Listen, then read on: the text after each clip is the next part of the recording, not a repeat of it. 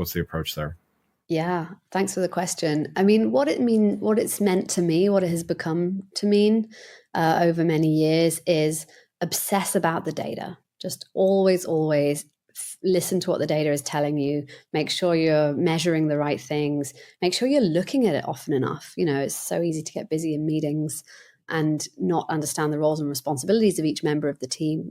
Who is responsible for looking at which data, and to try to set up the right behaviors so that they're looking at it as frequently as possible.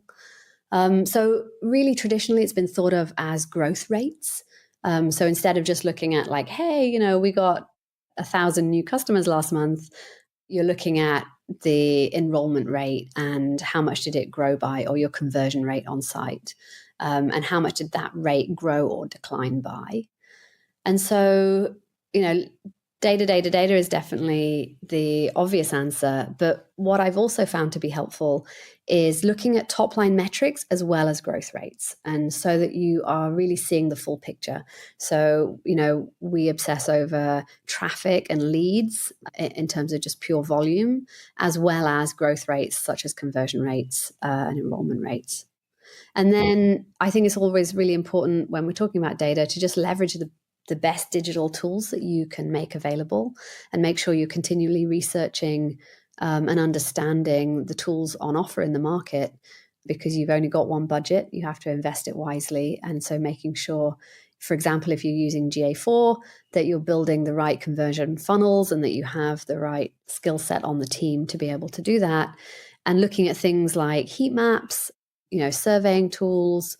Hotjar is a favorite of mine. But yeah, just making sure you always have the best tools available. Yeah. Well, and I definitely agree. I think looking at growth rates and focusing on those, it definitely changes the conversation. Rather than, I think it's easy to get distracted by good looking numbers, okay, we're above average or whatever, whatever you're comparing yourself to, but the growth or performance rates or whatever you want to, refer to them. It's hard to argue that, things are continuing to perform well when the growth rate is not continuously improving. So I think that's a powerful way of looking at things. Yeah, that's so right, Greg. And just one final thought on that is, it's also, I love what you say about those attractive numbers. And where I've found it to be helpful as well is when things go sour, you can suddenly have a dip, and you've got to hustle and figure out quickly where that dip's coming from, and finding where your growth rates have been depressed is where you find the answers. Yeah, great point. Yeah.